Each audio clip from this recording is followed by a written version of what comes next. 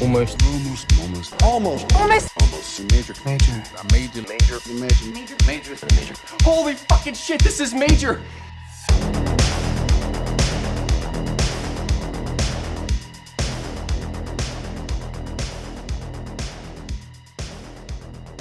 Hello and welcome to this week's episode of Almost Major, where we talk about the many major studios and the films they released. Today we're talking about from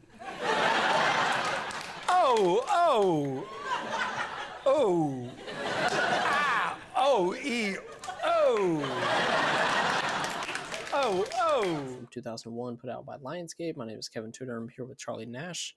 Hello. And Bryden Doyle. Hello. And returning is Mike Thorn. How are you, sir? Doing well, thanks. And like I said, we were talking about in 2001. This premiered at Seattle International Film Festival in May 2001, opened wide to 1,434 theaters on August 31st, 2001 at number 7th, maxed out at 1,464 theaters. The budget on this was $5 million. Opening weekend did $5.6 million, domestic gross of $16 million, and overall gross of $19.2 million. Have I seen every single one of these top 5 movies? Yes, I have. Good. Top 5 films this weekend. Jeepers Creepers, Rush Hour 2, American Pie 2, The Others, and drumroll, Rad Race. Rad Race was in regular rotation at my house. Yeah. Same. We were talking about it again at work about how like insane that movie is, where it's like in 2001, oh, just another dumb comedy, but you talk about that movie with anybody who's never seen it and you sound psychotic. Like or to somebody who's just like, I think I've seen that movie. What's it called? Oh yeah, I've seen that movie 9,000 times and I just forgot all about it. Wow. Yeah. I believe when Mary Beth was on, we talked about it for like 20 minutes for some reason. Yeah. And then there were other things that we didn't even cover where you start talking about it. Like, okay, Cuba Gooding Jr., what does he do? Oh, he steals a bus full of Lucille Ball impersonators. I am. John Lovitz doesn't tell his family about the $2 million. Why? Reasons? And then at one point they don't want to stop to go to the bathroom, so he makes his daughter take a shit out the window and it lands on a cop car. And then the next scene they're still driving. Wait, what? They didn't arrest him for that? No, they just let him off with a warning. then he shows up and everybody thinks he's Hitler. It's a whole thing. Okay, number 1 song in the US this week is Elevation by U2. Number 1 song in Canada this week is Fallen by Alicia Keys. Isn't Elevation the Tomb Raider song they wrote? Yep. Yeah, Yep. I remember that one. Yep. Plot description from Google for O. Moving the classic tale of Othello onto the basketball courts of a high school. The story focuses on Odin, played by Mekhi Phifer, who is convinced by a conniving best friend, Hugo, Josh Hartnett, which, if this tells you anything, never trust a motherfucker named Hugo, that his girlfriend Julia Stiles is cheating on him. Of course, what Odin doesn't know is that Hugo is in fact motivated by his own jealousy of Odin's good fortune. It's a sticky situation in classic Shakespearean tradition. Yeah, I would call like murdering like 10 people a sticky situation. Yeah. I didn't see. Yeah. Oops, all dead. Yeah. Directed by Tim Blake Nelson, primarily known for acting, but as far as directing, prior to this, I Have God in 1997, which I watched, and that movie is a fucking downer. Really good though, really good, and it has Nick Stahl from Bully, as I think we talked about, which he's like a complete 180 from his performance in Bully, but really good. That was one of those movies where like probably for most of it, I was like, yeah, this is fine, but then by the end of it, I was like, I should watch that again because that ending's that's a hammer of an ending. Which this movie also a fucking downer, and then he has Grey Zone in 2001, which is all about Nazis and shit in World War II. So I think Tim Blake Nelson is just a downer guy when he directs shit. But he's so avuncular when he's an actor. I guess he just like invests all that energy. Like, he's just, oh my gosh. His segment in Buster Scruggs is like, that was one of the funniest things I saw in any movie that year. Mm-hmm. Same year, Grey Zone 2001, which was also put out by Lionsgate. After this, Leaves of Grass in 2009 and Anesthesia in 2015. Anybody seen Leaves of Grass? No. I tried watching it a couple years ago, and I didn't feel like going through it, but like, I don't know, after watching these 2 movies, I kind of want to go back, like, especially just because like it seemed like such a tonal shift to these 2 movies, which are so dour and everything. Not in a bad way, but like are very like grim. I think in a bad way, but we'll get to Ah. it. Adapted from the play written by William Shakespeare. Prior to this, No, I'm kidding. Screenplay by Brad Kea. I did not look what else he's done, but I think I remember not much. I looked it up. It was like some parody movie. It was like the 41-year-old virgin who knocked up Sarah Marshall and felt super bad about it. Okay, that's where you go from. Okay. Starring Mekhi Phifer as Odin James. Prior to this, Clockers in 1995, High School High in 1996. That's a movie that somehow lives in my head, and I Still Know What You Did Last Summer in 1998. After this, Paid in Full and 8 Mile in 2002, Dawn of the Dead in 2004, 135 episodes of ER from 02 to 08, and he was in the Divergent series, which I'm sure that's what everybody knows him from. Julia Stiles as Desi. Prior to this, 10 Things I Hate About You in 99. Hamlet in 2000. Same year, Save the Last Dance. After this, the Bourne franchise, Mona Lisa Smile, the 5th season of Dexter, Hustlers, and Orphan First Kill, which kicks ass. She's so much fun in Orphan's First Kill. Yes. But yeah, if this movie wouldn't have got delayed and it came out in 99 like it was supposed to, it would have been 10 Things I Hate About You, which is a Shakespeare adaptation, this, which is a Shakespeare adaptation, and Hamlet, Shakespeare adaptation, in like 1 year. I don't know why the hell they casted her, and it was just like, she's the Shakespeare gal. Josh Hartnett as Hugo Golding. Prior to this, Halloween H2O, which I never really looked it up, but I didn't know that was his first performance. In The Faculty in 1998, Virgin Suicides in 99. Same year, the same year he has Blow Dry, Town and Country, Pearl Harbor, and Black Hawk Down. After this, 40 Days and 40 Nights in 2002, I'll watch that garbage. Wicker Park in 2004, I will also watch that garbage. Lucky Number 11 in 2006, Black Dahlia in 2006, 30 Days and Night in 2007, and 27 episodes of Penny Dreadful. Also starring Martin Sheen, Andrew Keegan, Eldon Henson, and John Hurd. Trivia. I don't have much here, but what is here is very interesting. The official release date was initially October 17th, 1999, but was postponed following the Columbine High School massacre in April of that year. The delay was likely due to the film's themes of sex and violence in high school, as suggested by its director. I listened to the commentary for it's not that interesting. It's not bad, but that's what he posited. It's on the commentary. Another theory is that it was held back until after the 2000 U.S. presidential election. I don't see how that does anything. The film was initially due to be released by Miramax, but the studio passed it to Lionsgate after O's producers sued for breach of contract. They're like, "You're putting this shit out, or we're going to sue the shit out of you." And I do remember in the movie, the book Down and Dirty Pictures, they talk about this a little bit more, but that's pretty much the gist of it. The studio were initially hesitant about giving the film a one-letter title. The original title was Odin, but they eventually decided the one-letter title was better because it was unique. The O also resembles a basketball hoop, which Mekhi Phifer appears to be holding on the poster. No, he doesn't. Julia Stiles' third Shakespeare, I already said that. Christina Ricci originally had the part of Desi, but dropped out due to scheduling conflicts. Yeah, I think Julia Stiles around that time. Yeah, that's 2 years before, right? Or 3 years? Yeah. Well, it would have been 1 year before because since it shot in probably early 99, so probably right around that time. I didn't think you were going to make it. Oh, come on now. You know I can't beat Magnolia tomorrow. I don't see my good luck charm first. His name is Odin James, but everyone calls him O. A star player in love with the most popular girl in school. This year's unanimous choice for most valuable player, Mr. Odin James. I love you. I love you too. But nothing comes between two people's passion I love him like my own son. like one person's jealousy. The plan I've come up with is flawless. We're gonna break him up. You trust Mike? What's up, man? Why you tripping? You should watch your girl, bro. I mean, she and Mike spend an awful lot of time together. You never used to go out with Mike or anything like that, right? Michael? He's like my best friend. But I thought I was your best friend. What? You're the only person I've ever been with. And if you want to be with me, don't ever talk to me like that again, ever. If he comes at me again, I swear I'll kill him. I'm sorry. Desi was going behind my back. I could deal with that. But all this wondering you got me going through? Me? Yeah, you. From here on out, I say nothing. But yeah, that's all the trivia I got. Initial thoughts, Bryden. What'd you think of? Oh, I liked it quite a bit. I should just lay my cards on the table.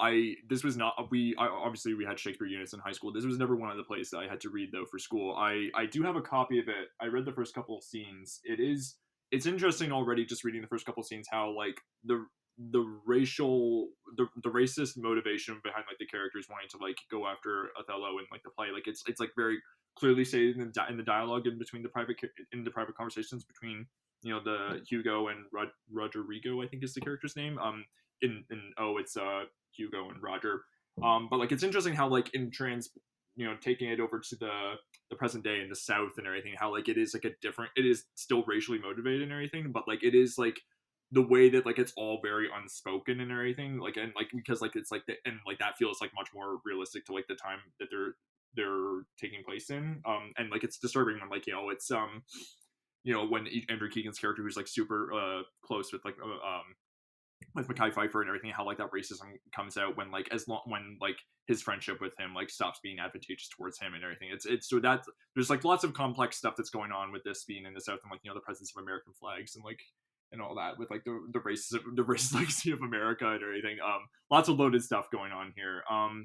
I think all the performances are very good. I think Mekhi Phifer is like one of those actors who can be very tender and everything. Like and like his scenes with Julia Stiles, like in the early courtship, is very sweet and everything. Like like the little like smiles that he gives her when he's like giving the gifts to her and her roommate and everything. It's very sweet. But then like the way his body language, she's like swinging his arms, it's like he's just sort of spirals out of control with jealousy. It's like it's very affecting while also being like conveying like the right sense of menace and everything with his character, because like I mean he does do terrible things to her later on in the movie, making it sort of similar to Bully, making a character like very multifaceted without excusing the horrible behavior that he commits in the movie. I think Hartnett is very good too. I mean the way that he makes his scheming very offhand and everything, when like he's like leaning, when like the way he's like leaning back in like that gym scene when like they're talking, when like they're working out, he's like saying like you probably don't even want to know about this and everything. Like the way it's just like so cunning but also making it seem so offhanded is great.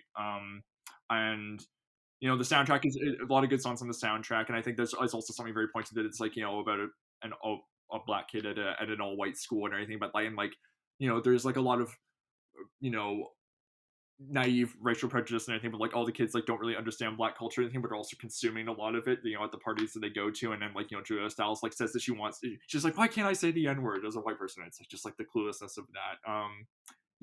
And it's the one thing I would say that is a bit of a problem is like the movie's only like 90 minutes long, and it is like it does escalate pretty quickly from like the moment that like the seeds of doubt are planted in Odin. Like it then is not long after that he has the scene where he assaults Desi in the motel room, which is very upsetting. I think like filmed with the appropriate level of upsetting, in a way that is appropriately upsetting without being exploitative.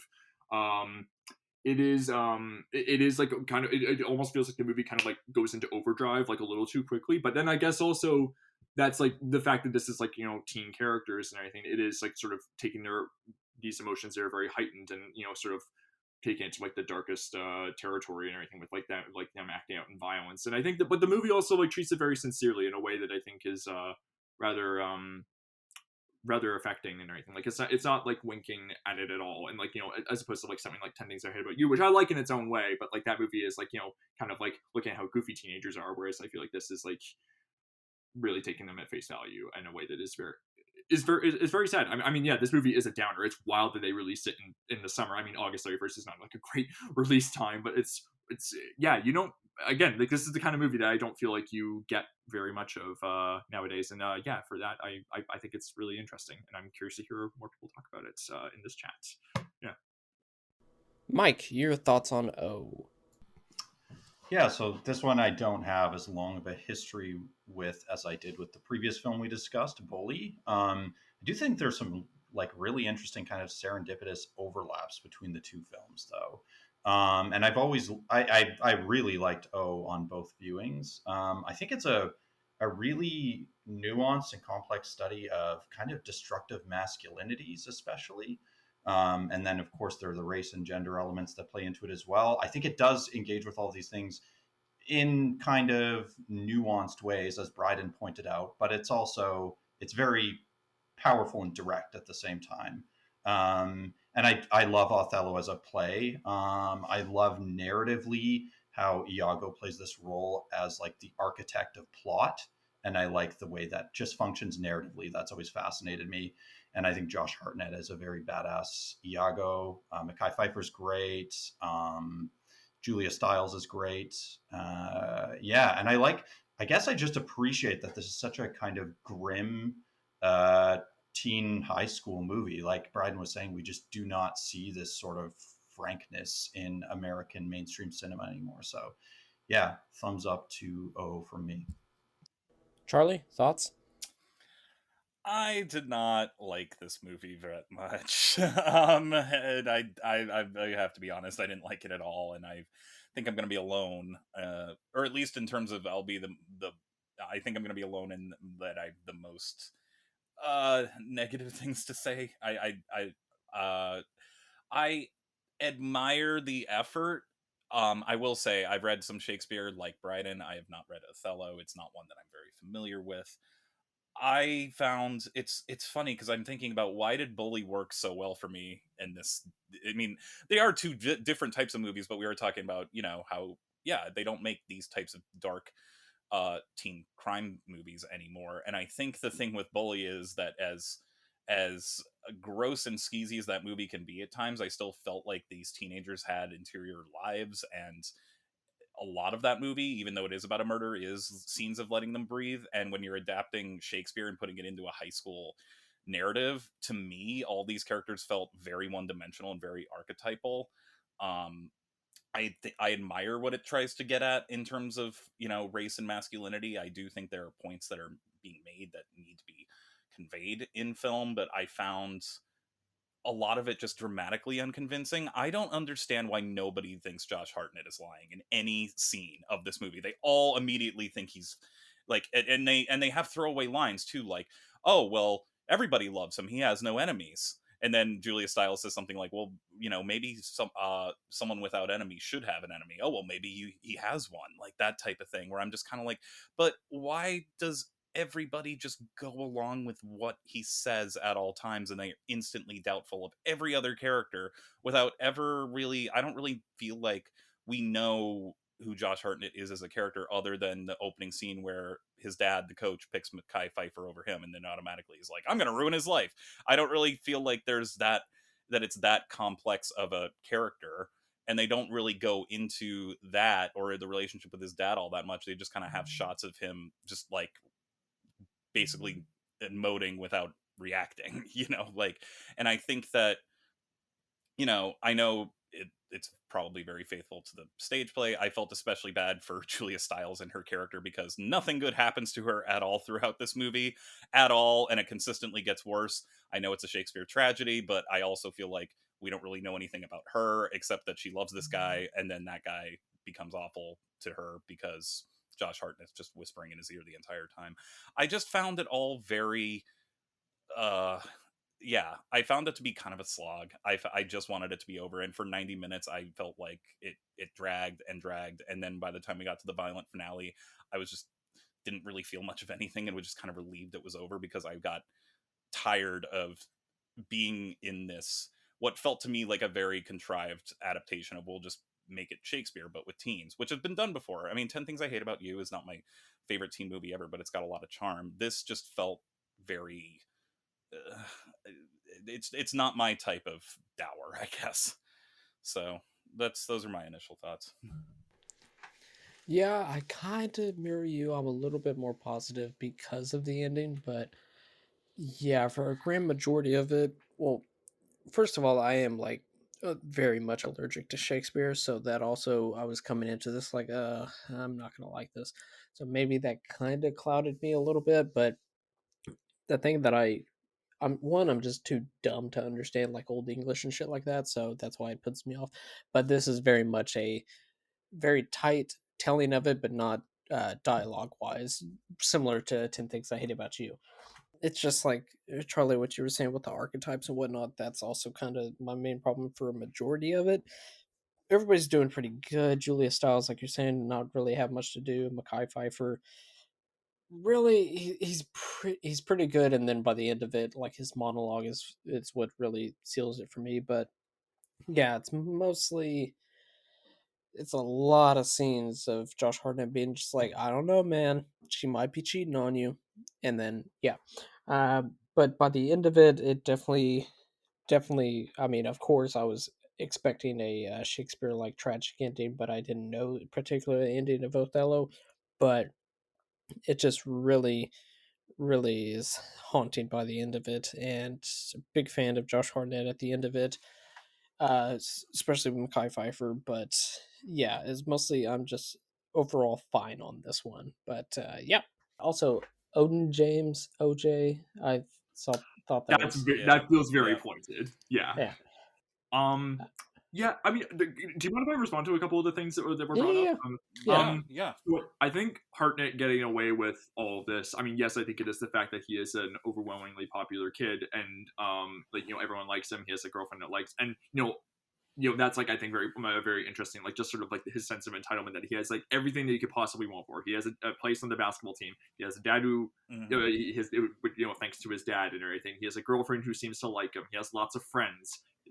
He's very handsome and everything, and yet it's still not enough that this black kid at his school is like succeeding in a way that he feels like he should have and everything. That feels like very true to how like I think a lot of white people are in the world, and I think also that the overwhelming whiteness of the school and the like the fact that it's like so male and everything. He's playing very very deliberately off like the sort of racism and misogyny that's boiling under the surface and everything. Like like he's like he knows that these sort of prejudices are boiling under the surface, so he like plays off of that to sort of like set all this in motion.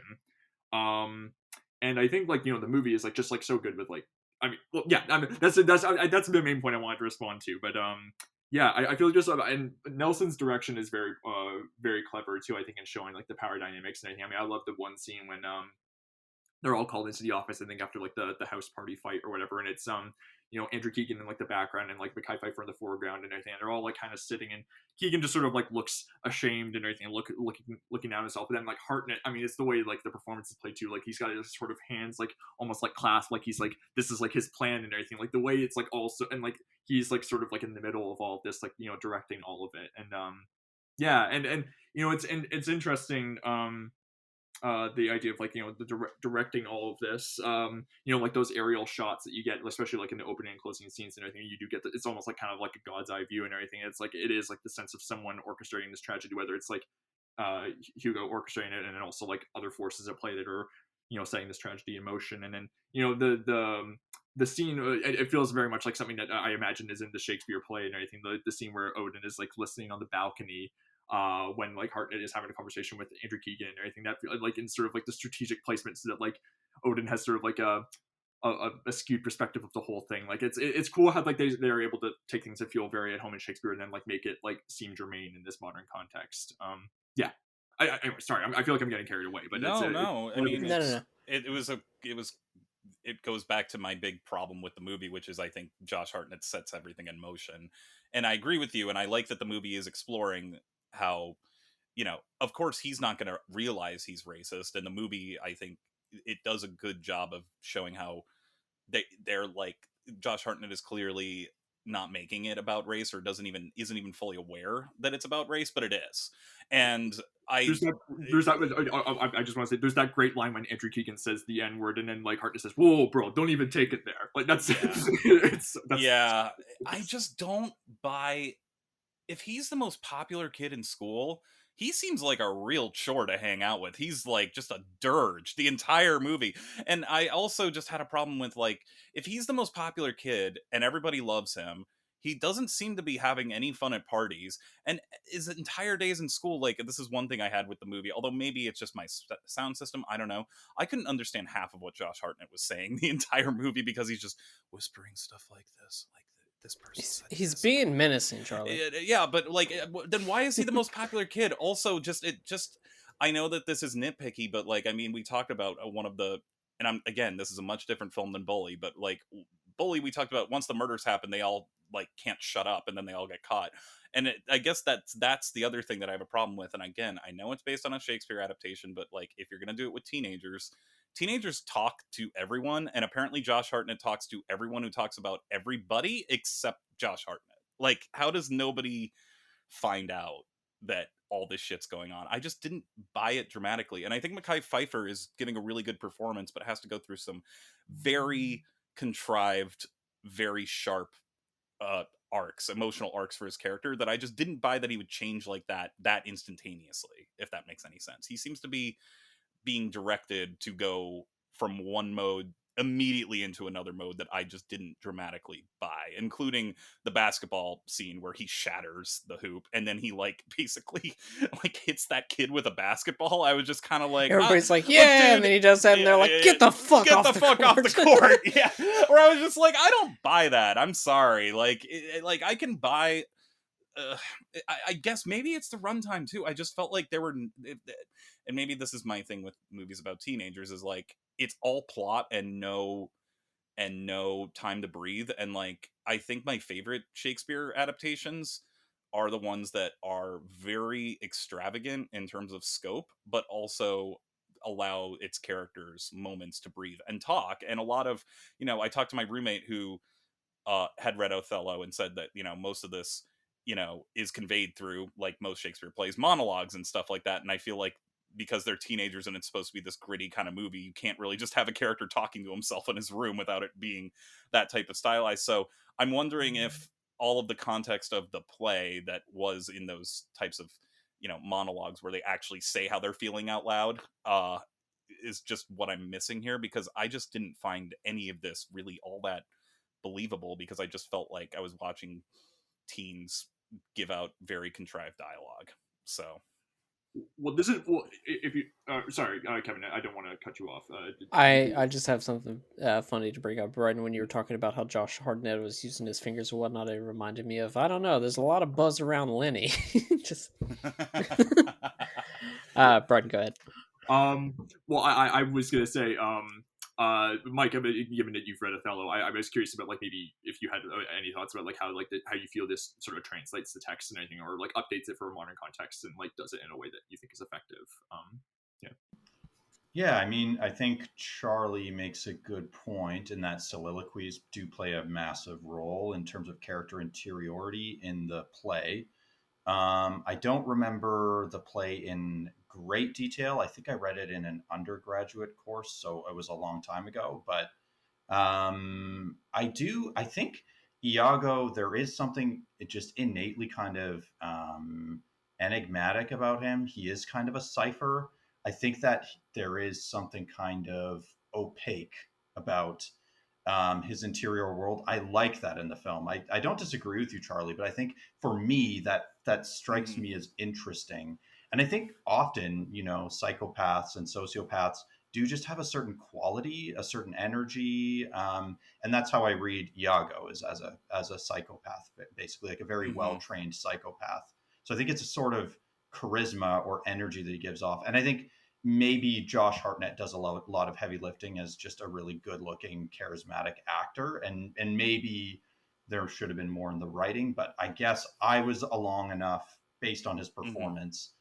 But I can see what you mean. I can see like someone seeing it that way too. It makes sense.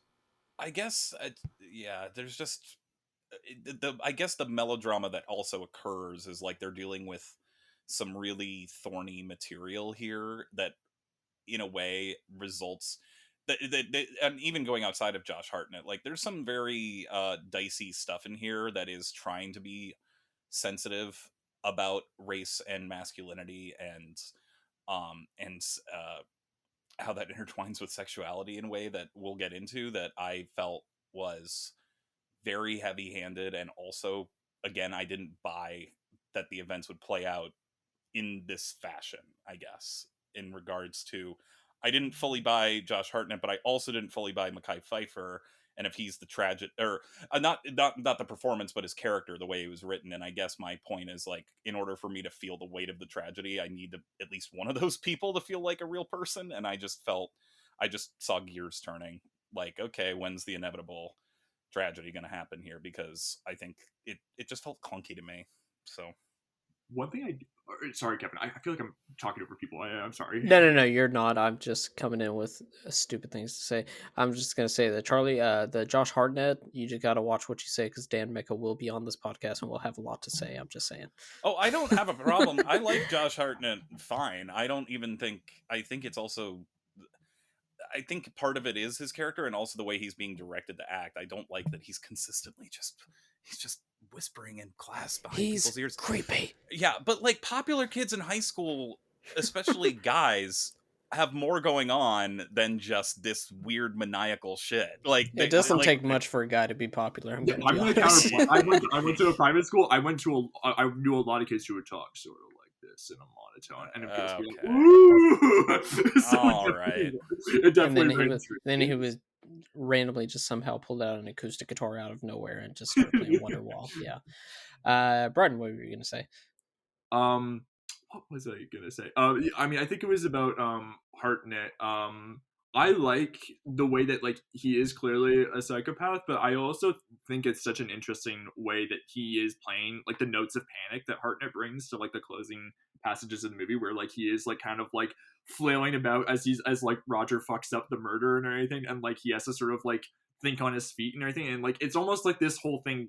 I mean, he clearly wants to like ruin these characters' lives, but it almost like gets away from him. How like he does almost like have like sort of a stunned look. Not that like he feels bad about it, but it's just sort of like, how did it get to this? Like he almost like once he brought in other people, yeah, and I think Hartnett plays that sort of imperfection like really well, where he is very cunning, but also he is like, you know, because he's a teenager, he makes mistakes and everything like in the plan. It's not like a flawless thing. So I think like that those notes of uncertainty that he brings to it is like very effective performance wise. I agree. And I just, sorry, Kevin, I just want to build off what you said about bringing other people into it, because that's one of the most interesting similarities I see between O and Bully, is this kind of diffuse sense of guilt, or a kind of overarching socio-political guilt that plays out in the orchestration of a murder of someone who's at the center of a friend group. That just struck me as an interesting kind of connection, I guess. Yeah, I just want to...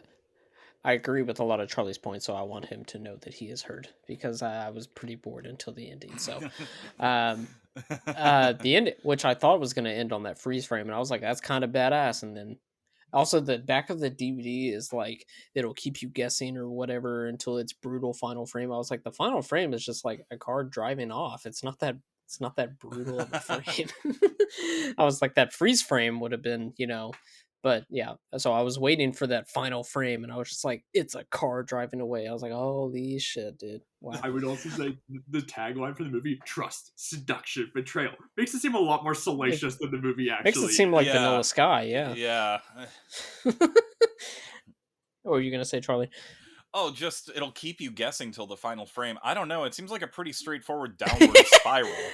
What are you talking about? I'll have to grab the DVD to get the exact quote. But I also didn't know that there was a Lionsgate Signature Series DVD, and I didn't pick that up. I'm very sorry. I wanted it to go with my Signature Series of Monsters Ball. Fuck a Criterion. That's what I got. Okay, let's get into the plot. During a high school basketball game, Odin James scores the basket that wins the game for the team. Later, at an award ceremony, the coach, Duke Golding, presents the MVP award to Odin for his efforts, an award that he shares with his teammate, Michael. I have to be honest, I know you just got into the plot synopsis, but that's kind of when the first red flag went on for me, is when they were like, Mekhi Phifer, get up here. You're like a son to me, and then it just cuts back to Josh Hartnett being like, looking so sad. Yeah, and I'm just kind of like, I sent you an image of Josh Hartnett. I was just like, him looking sad. I was like, this is the 5th time they've cut to him, and he looks sad in the first 5 minutes. Yeah. But it's like, that's immediately what we start with, and it's immediately like, okay, like, we don't even really get... We guess we get one very brief basketball scene, but you don't know who these people are, and you just see Mekhi Phifer dunk a lot of hoops. So it's like, all right, he's good at basketball. That's all and you then need the coach, to know. Yeah, that's all I need to know.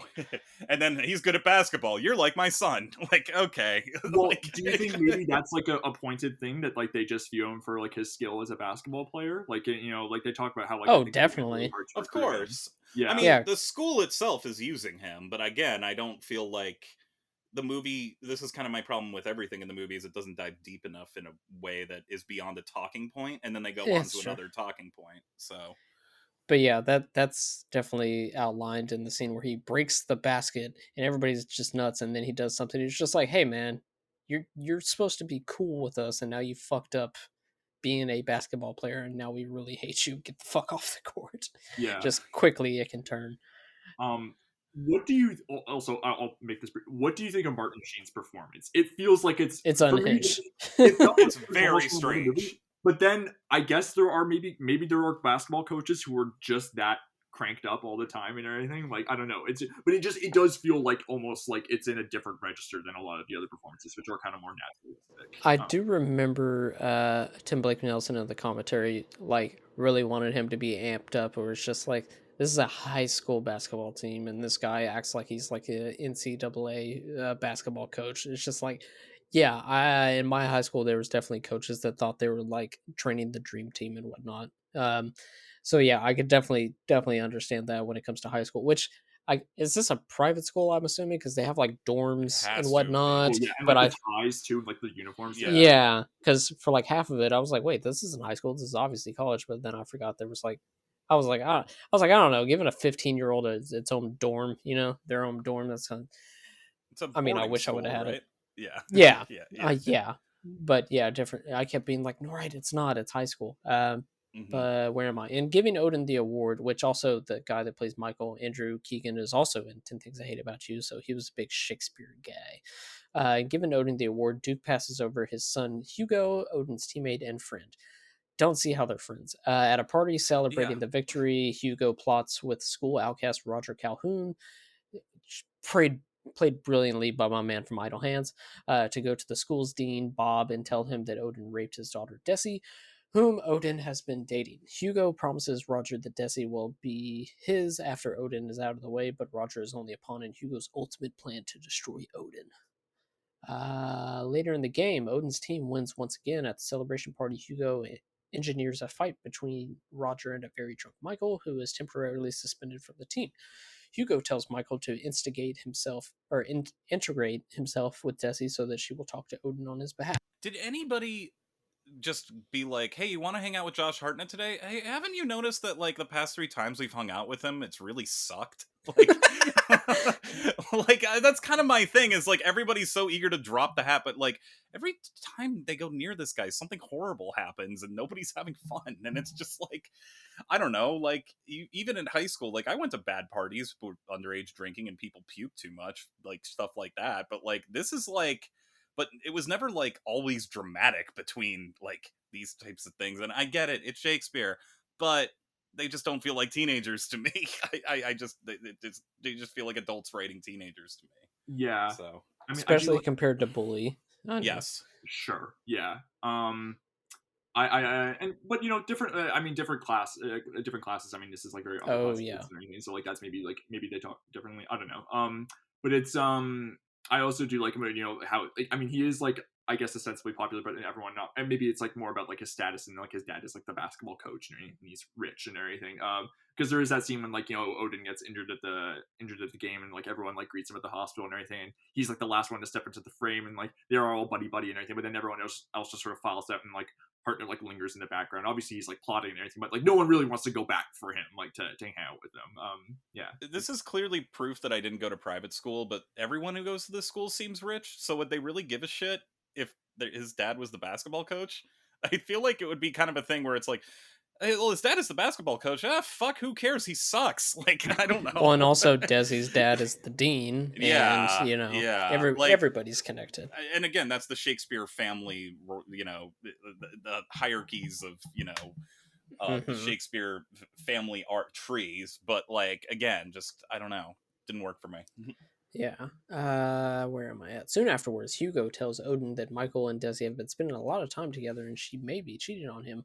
Odin doesn't believe this at first, but gradually comes to suspect them. Odin questions Desi, but she calms him down and he believes her. Nevertheless, the stress of the situation drives Odin to begin using drugs. This is not pointed out, but Hugo is also like taking like HGH, I believe, at the start. And going and getting it from a black person at like a bar and everything, like when he's like, and like it's and like there's the line where he says like, hey, the guy who's dealing to him says like, hey, don't forget about me when you get to like the big leagues or whatever. And then like it's, I mean, it is like, again, like a very, you know, pointed thing of how like, you know, he's like very jealous of a black kid's like succeeding him ahead of him and everything, but then also using, you know, black people to sort of help himself get ahead and everything. So it's like very, you know, like cutting in sort of like that indictment of his character and his privilege. Oh, definitely. Yeah. That I will agree with. I mean, the stuff it is getting at about race in that regard, I think is, you know, very pointed and, you know, very apt. Yeah, in the commentary, Tim Blake Nelson was talking with the writer to be like, I don't really feel comfortable doing a scene where like it's a black guy getting drugs and this stuff happens, and the writer was just like, no, but I understand that, but this is like what I want to put in. This is reality, stuff like that. Even if it could be seen as a trope, these things need to be in it. Oh, we get to the scarf. Here we go. Hugo manipulates his girlfriend Emily into stealing a scarf for him. Emily is very weird, just very strange. Where it's just like, hey, I'm gonna come over. We're gonna have sex. Can you just be underneath your blanket the entire time? I brought you a CD to listen to. Hugo, in turn, gives it to Michael in hopes that Odin will believe Desi gave Michael the scarf in an effort to prove Desi is cheating on Odin. Meanwhile, Odin and Desi are having sex at a motel, during which Odin sees an image of Michael on top of Desi's mirror. In the mirror, angered, he begins to become very rough with Desi to the point that she cries out for him to stop, a plea that he ignores as he continues to rape her. Afterwards, they lie together. Whoa. Yes, we need to talk about that scene. Yeah. Very upsetting, but like appropriately so, I think. I mean, I wish it wasn't set to Aquemini by Outkast, but yeah. But, like, the fact that they don't fade the song out, even as like the mood of the scene changes, that like the way that they sort of force you to sit in like the naturalism of that moment. I mean, naturalism is maybe the wrong word, because I mean, like, you know, see people in like, you don't have visions of people in mirrors and everything, but like it's, but like, you know, I think like that sort of like having that one part of like the mood like still hanging over as even as like the stuff, the encounter turns violent, I think is like the sort of contrast between that is very is appropriately disturbing, and I think the actors play it well. And it's not like and like the way the actors are filmed like with their bodies and everything is not like, it's not like leering, I don't feel like. No, it's not leery at all. I mean, it's a much different type of filming a sex scene than as, you know, Bully. I found him looking in the mirror and seeing what's his name to be so clunky, though. I just, that feels very Shakespearean though, but I agree. But it didn't work for me here, and it felt like it simplified what is a very upsetting act into something that felt very Psych 101 to me. Like, like it just didn't feel it, and I just don't.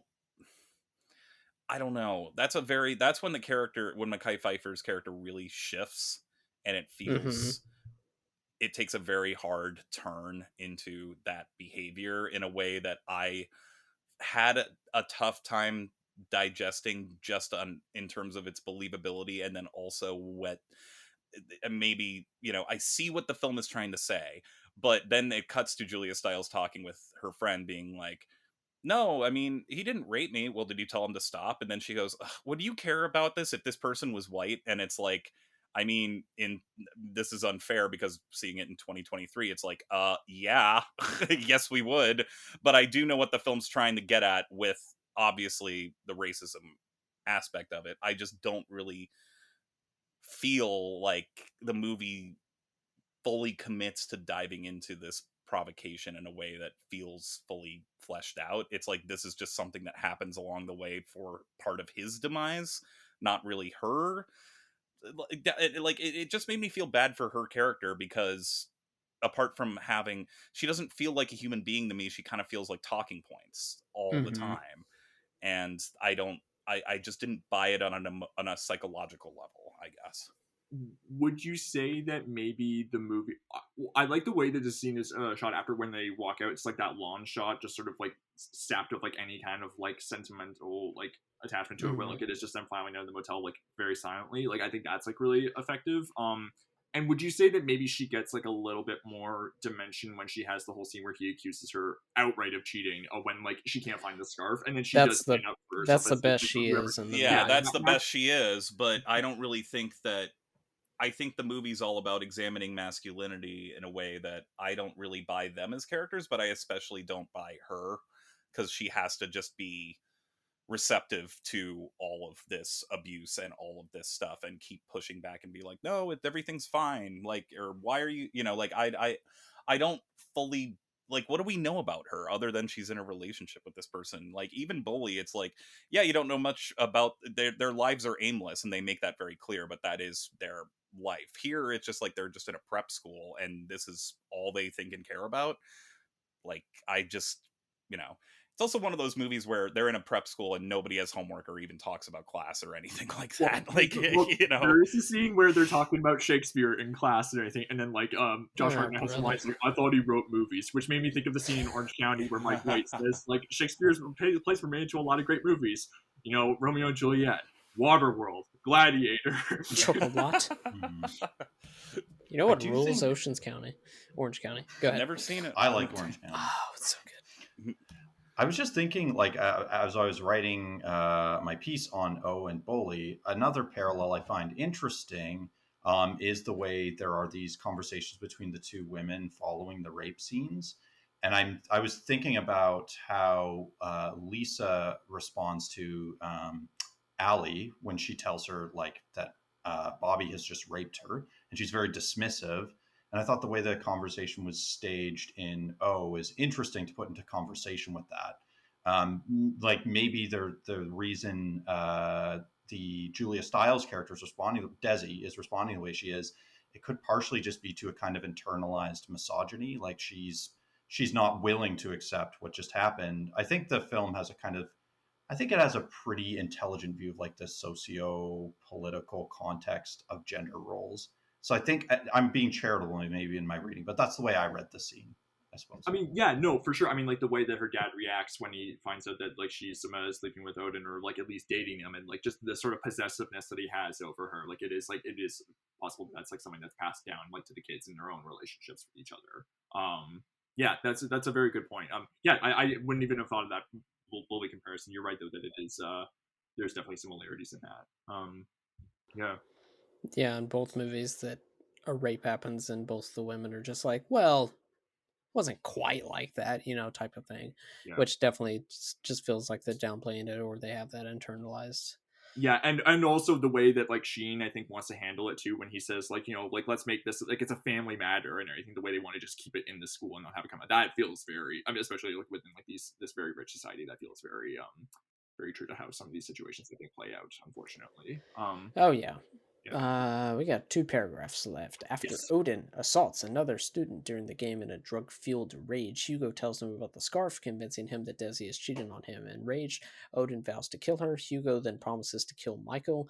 Hugo, with Odin and Roger, plan to kill Michael and Desi. Hugo and Roger attempt to kill Michael in a carjacking, but it does not go as planned. Roger and Michael struggle. Hugo hits Michael with a crowbar, knocking him unconscious. Roger shoots Michael in the leg, and then Hugo turns a gun on Roger and kills him after telling him that Desi is dead. That, for people listening, that probably made absolutely no sense, and I'm very sorry.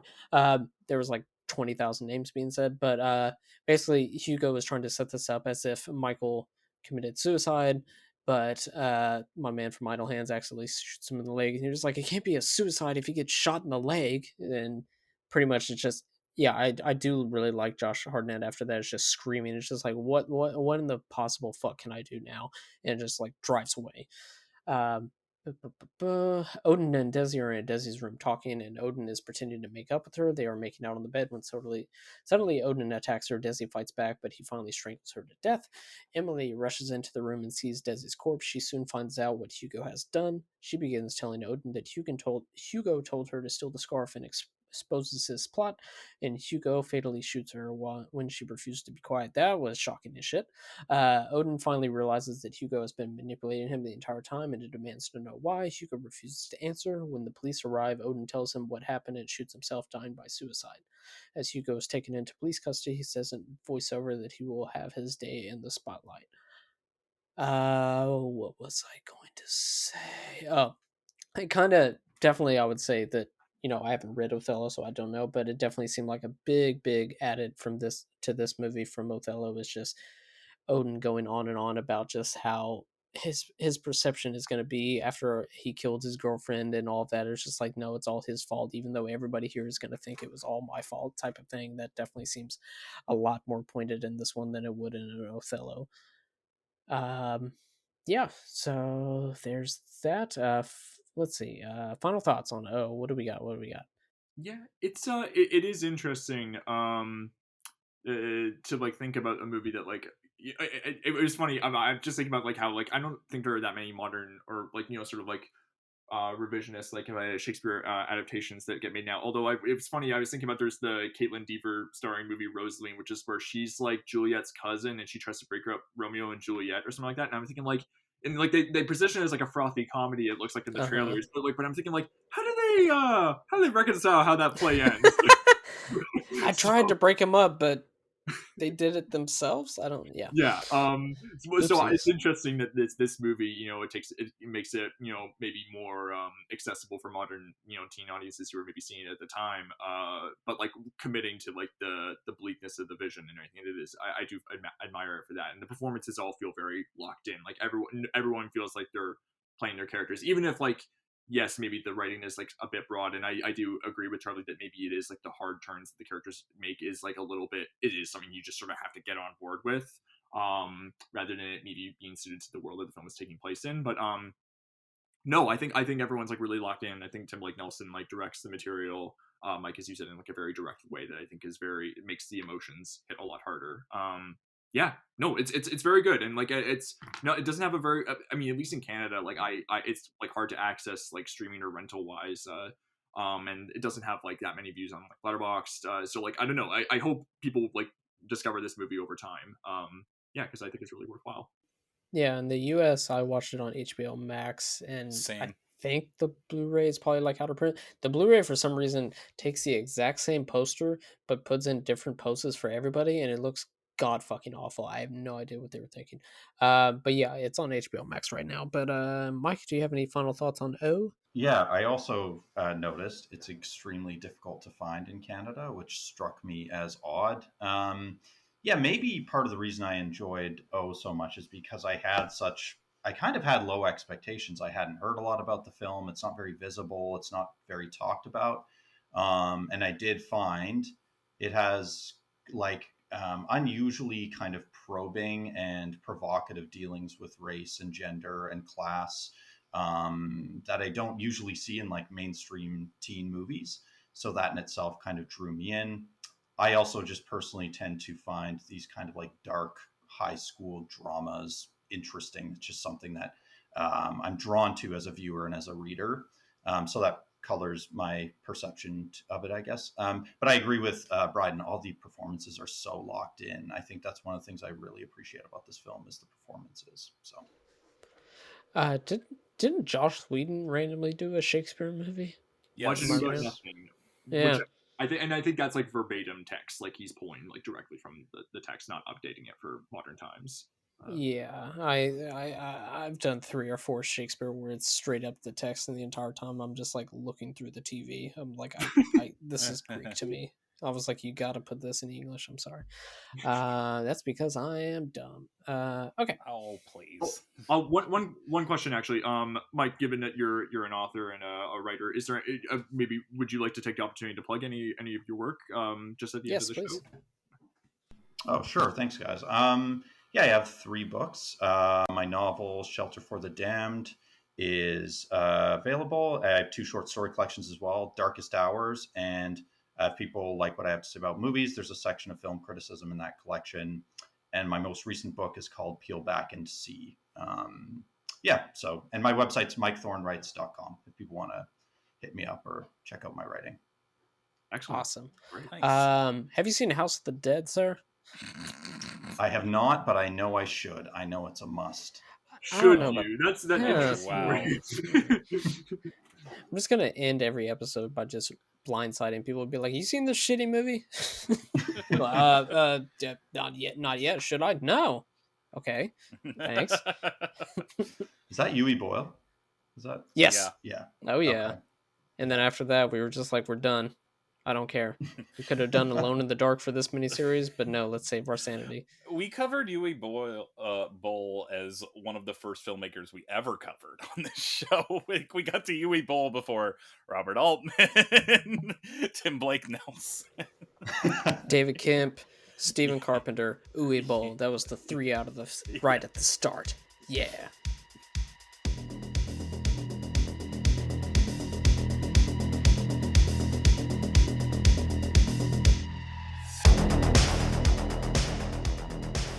Thank you for listening to this week's episode of Almost Major. Please rate, review, and subscribe to us on iTunes. Please follow the pod on Twitter at Almost Major to keep up to date with what movies we will be covering in the future. Myself, I can be found on Twitter and Letterboxd at Kev Bonesy. Bryden can be found on Twitter at Bryden Doyle and on Letterboxd at J Doyle. Charlie can be found on Twitter and Letterboxd at CT Nash91. Once again, thank you for listening.